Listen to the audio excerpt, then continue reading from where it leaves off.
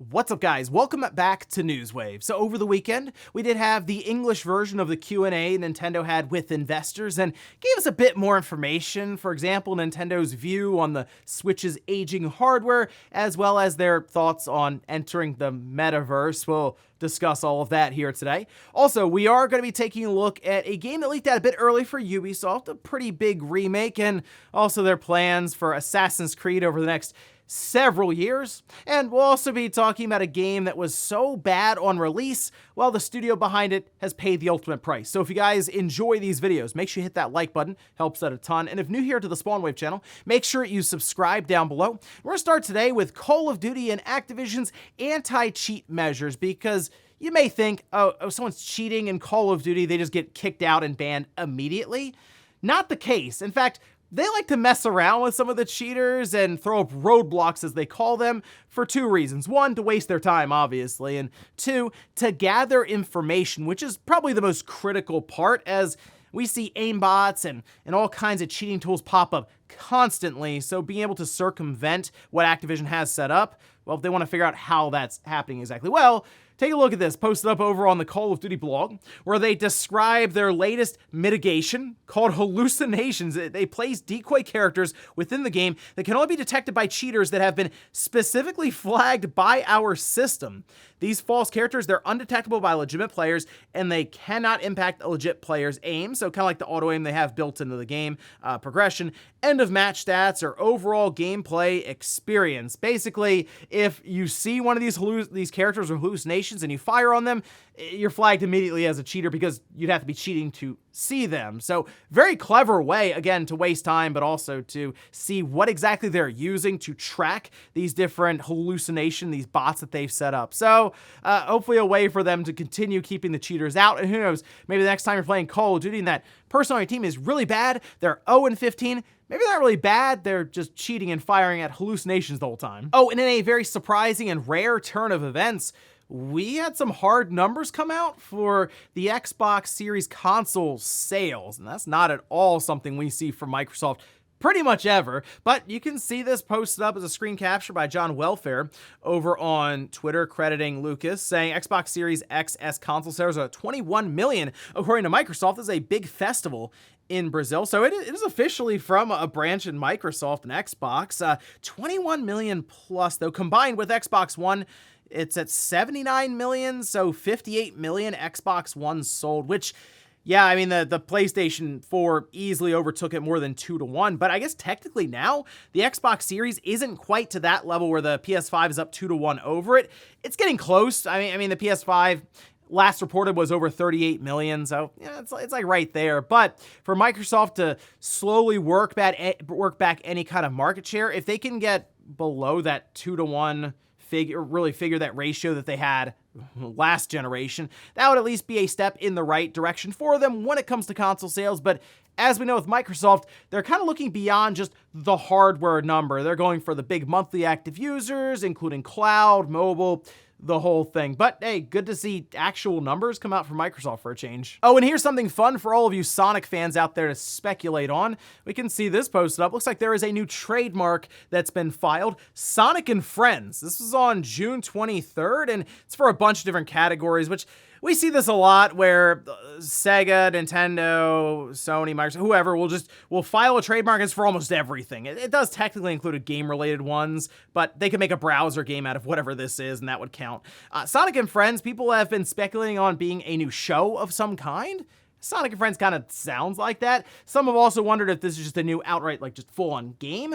Hard to say, but we do have a trademark in play here. I'm kind of leaning towards it being a show, but I guess we'll see in time. And guys, with some of the quick news out of the way, let's get into the bigger stuff. Let's start right away with Nintendo and that Q&A they had with investors now being posted up in English. And these would be the official interpretations and translations by Nintendo, not by necessarily using some sort of translation tool like Google.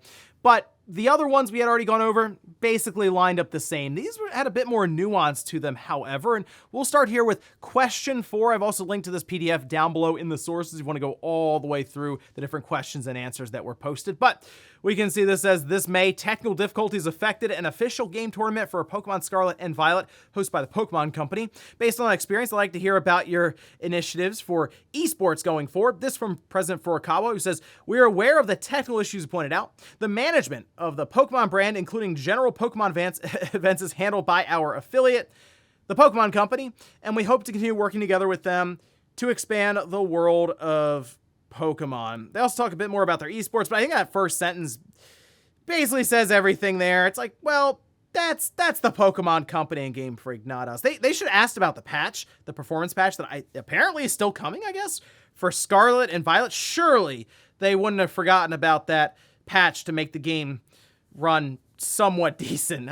We'll see, right? We're also going to move here to question 15. This was about the Switch hardware and how it is getting a bit old there. They said, "I'd like to hear the honest opinions of the developers about whether the hardware specifications of Nintendo Switch, now in its 7th year, are sufficient to bring all of their game ideas to fruition." So President Furukawa did not answer here. Obviously look to developers or producers like Shinya Takahashi here. It says, "As a game software developer, if you ask me whether Nintendo Switch has sufficient performance, I would not say it is lacking. However, game developers generally want more and will always want to incorporate a lot of elements that exceed the hardware limitations. Since the Famicom era, we have worked on how to fit these elements inside a framework with certain limitations, and our job is to figure out how to create a fun game within these constraints.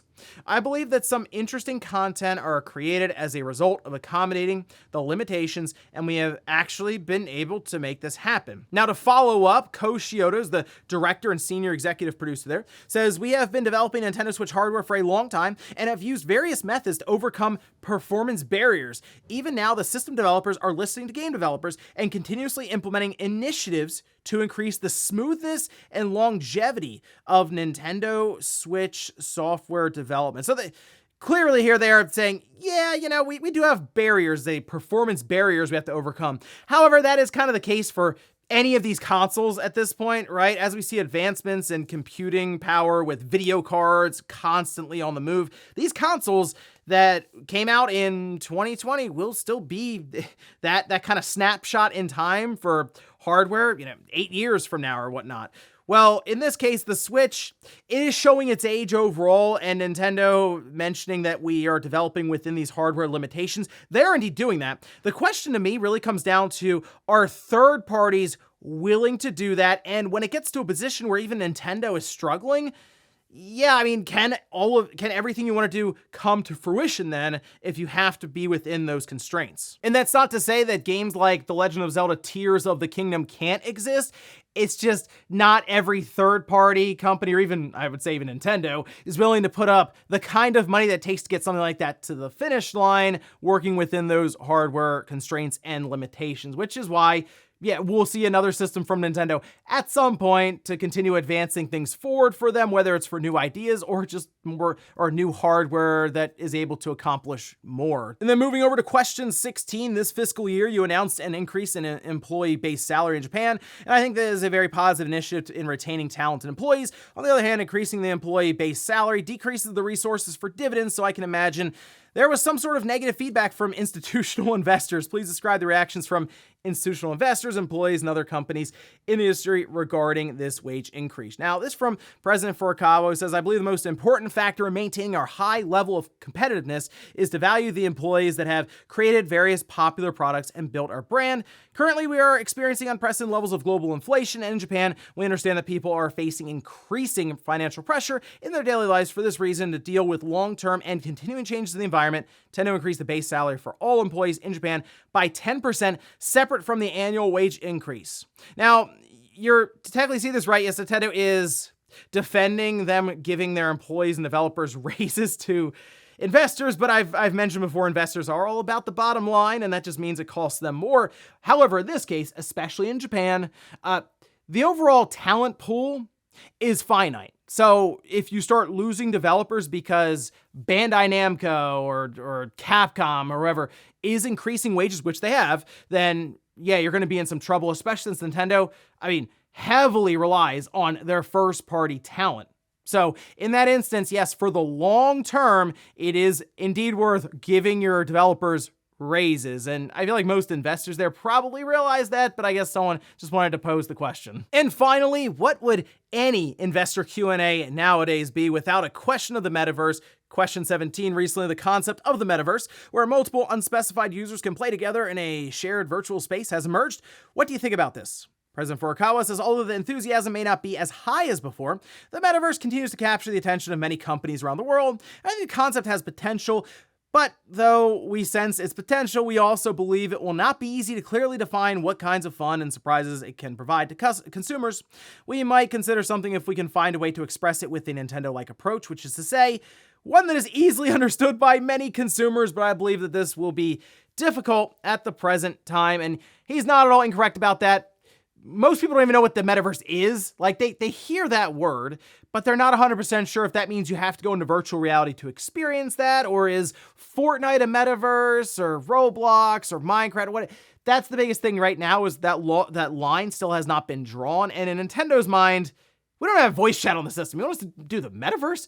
You can't even message your friends on your friends list. You want us to send you into a world that we've built in virtual reality? It's like one step at a time, people. But as I mentioned, I'll leave the PDF linked down below in the sources if you want to go through all the different questions and answers. They even had the Splatoon 3 rant that made it into the official documentation. They did answer back with like a one sentence thing there, so they didn't really get too far into it because, come on, you're at an investors meeting yelling about Splatoon 3 customization. Next up, let's talk about Ubisoft, their Assassin's Creed roadmap, as well as a remake that's gotten out there very, very early. In fact, you can see this post up over on Kotaku. They say Assassin's Creed publisher is remaking Black Flag, the pirate one. Also, they point out that Skull and Bones still remains MIA, which Skull and Bones, I believe, was kind of like spun off from all the stuff you would do in Black Flag, all the pirate stuff, but they're just going to go back and remake that one. In fact, we have Ubisoft's roadmap that's basically been shown here by Insider Gaming, and yeah, it's a whole lot of Assassin's Creed. I think it's 11 of them at this point. Now, this does vary between like single player, multiplayer, VR, mobile, and we've discussed that Ubisoft is kind of playing it safe in the sense that they know Assassin's Creed makes them a ton of money, so let's just do a bunch of Assassin's Creed. Well, there you have it, basically attacking on all fronts there. I think the Assassin's Creed Black Flag one was definitely getting beaten down a bit, we'll say, on social media over the weekend after it got out there. And based on the report, it seems like it's still a ways off. Like, it's not happening next year or something. In fact, the word is it recently got a green light to go ahead. I believe the Dead Space remake, it was mentioned that it took EA, their studio, about 3 years to develop that. So it's possible that Black Flag could have a similar timetable, only because they're working off of a game that isn't even necessarily that old, right, as 2013. So 10 years ago at this point, well, later on this year, it'll be 10 years ago. So let's tackle another 3. By the time it comes out, 13 years between original release and remake. That's not too bad. But I guess the big question is, does it need a remake necessarily? Probably not. They most likely could have gone back, done a full like 4K 60 patch and just been good with it. But I guess in Ubisoft's mind, it's easy money, so why not? Black Flag is one of the more popular Assassin's Creed. It's probably up there next to Assassin's Creed 2. At least for me it is. It's like Assassin's Creed 2, then Assassin's Creed Black Flag, right? It's 1 and 2. But I guess most people would think Assassin's Creed 1 could probably use that remake treatment. And yeah, I'd agree. I think that'd be a cool one for Ubisoft to go back and kind of recreate essentially in what they have been able to do now with the entire Assassin's Creed setup. But still maybe harken back to that old school kind of Assassin's Creed gameplay and kind of structure. But yeah, Black Flag, most likely we'll see that 3 years or so for now, maybe longer. I don't know, Ubisoft at times runs into some issues in development, as we've seen with things like Prince of Persia. But at this point, very early on, still going to be a while, but looks like you have a whole bunch of other Assassin's Creed stuff to look forward to in the meantime. Next up, let's talk about a game that was so bad that the studio behind it is done developing games completely, and that title is The Lord of the Rings Gollum, which, if you need a refresher, you can see over on Metacritic, currently sitting at a 34 Metascore and then a 1.1 user score. Can't win on either side there. I mean, the game came out just over a month ago, and it didn't look like it was fun at all. I mean, we were already kind of questioning the concept of this game, but then it also didn't work either. So technical issues, is boring, is just not a great game. Obviously, many people look at it as the worst game of the year at this point. But now we can see over on Eurogamer, they say, Daedalic Entertainment, the company behind this year's critically lambasted Lord of the Rings Gollum, is reportedly set to exit game development and has laid off around 25 employees as part of the move. Additionally, a second Lord of the Rings game in development at the studio is said to have been canceled. I believe they were working on that game. The development started in like 2020 for this unannounced canceled game. That was a funny reaction, by the way, online after Gollum had released the terrible reviews. They were like, oh yeah, we're making another Lord of the Rings game. Everyone's like, why? So I guess funding or plans behind that got pulled and no more. They're leaving development completely. I believe they had about 90 employees, so laying off 25 of them that were most likely involved with the development side. And now they're working to just publish games. And Daedalic has been developing games for a little while now. It's not like this was their first game and like, well, didn't work. It's been longer than that. But now just moving to publishing, partnering with developers who will hopefully create a competent game that they can bring to market and just kind of continue down that path. But it goes back to something we've been talking about for a while now. And I mean, you look at Ubisoft, we just talked about their Assassin's Creed roadmap.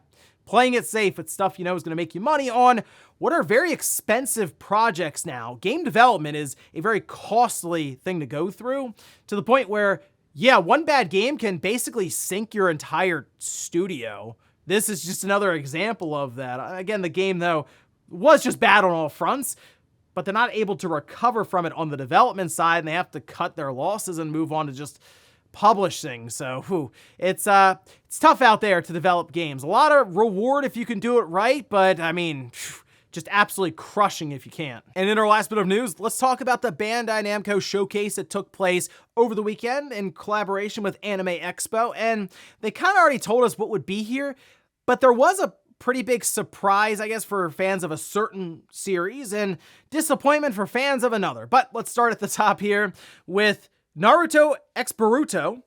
That's Ultimate Ninja Storm Connection. Then we had another look at Sandland, which Sandland looks all right. I might check this one out here. Then Sword Art Online, Baten Kaitos 1 and 2, the remastered. I will definitely be picking that up day one. Then the big surprise was Jujutsu Kaisen Cursed Clash. It's coming to all platforms.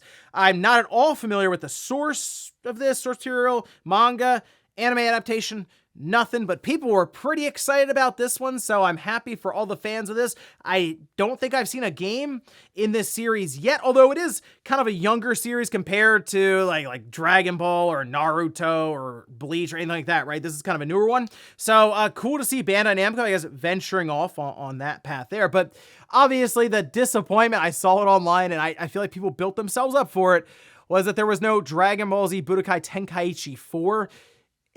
When we had it announced, I looked at it and said, we're still years off from this thing, so I wasn't at all expecting it to show up at Anime Expo. Clearly, they were mostly focusing on stuff that they had already announced with the big Jujutsu Kaisen announcement there. But for Dragon Ball Z, I wouldn't even think about it for another year. I mean, seriously, maybe at the end of next year, they'll give us an in-game look at it or something, and then it's announced as a release for 2025, but it's gonna be a while. But otherwise, hey, for fans of Jujutsu Kaisen, great to see you're getting that game, and I think I'm gonna be checking out Sandland and definitely Baten Kaitos 1 and 2. And before we go to the comment of the day, we're gonna take a look at the poll that I posted up yesterday, where I ask, have you played Assassin's Creed Black Flag before? Whoa, look at this.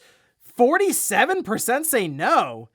Interesting. I actually thought it would be a lot lower than that. I remember when this game came out, it was one of those titles you picked up because it was like kind of this cross-gen game. It came out at the end of 2013, and they also put it on the Xbox One and the PS4 a little later on, I think, because I think it came out on 360 first, and then it went to the PS4 and the Xbox One later. That was a pretty cool game to get for your newer system then, right? I mean, Unity came out, and that was a disaster. A lot of people defaulted to Black Flag at the time. It's just a really fun Assassin's Creed game, even though it sort of put them on the path of not making Assassin's Creed games.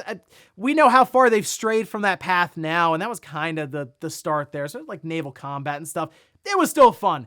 I like the idea of a remake for it. I'll get a kick out of it. But again, it's also one of my favorite games in the entire Assassin's Creed franchise. But look for that one still. Probably about 3 years off. And we'll finish up with the comment of the day as you're seeing here. This is from Blade. Says, I almost forgot Raincoat and Ghost Trick released today. You know, it's a great year for gaming when you can't keep up with all the new games. I know Raincoat came out. I don't know. I have to look into that game a bit more if it's something I would really enjoy. Ghost Trick, though, a lot of people have been talking up Ghost Trick. I missed out on the DS really, so I will be checking this one out. I saw it on Amazon, but Amazon's doing that weird thing where they say it'll be delivered to you in 2 weeks, even though it's already out. It's weird there. So I'll probably go buy a Best Buy or a GameStop or somewhere that hopefully has one in stock, and I'll just pick it up. Still trying to figure out what platform to get it on, whether it's on the PlayStation 4 or 5 or whatever there, or the Switch. We'll see. But yeah, I'm very curious about Ghost Trick. And ladies and gentlemen, that's going to do it here for Newswave. If you enjoyed this video, guys, hit that like button. If not, hit the dislike. Leave comments down below, but everything we talked about here today was Nintendo's Q&A with investors, maybe talking about the aging Switch hardware or their plans to someday get into the metaverse. And then also, what about Assassin's Creed? Big time focus for Ubisoft, even going back to remake Black Flag. And then Daedalic. We saw what happened with Gollum being so bad, but it actually even shut down their development studio. Thanks guys for watching, and I'll see you next time.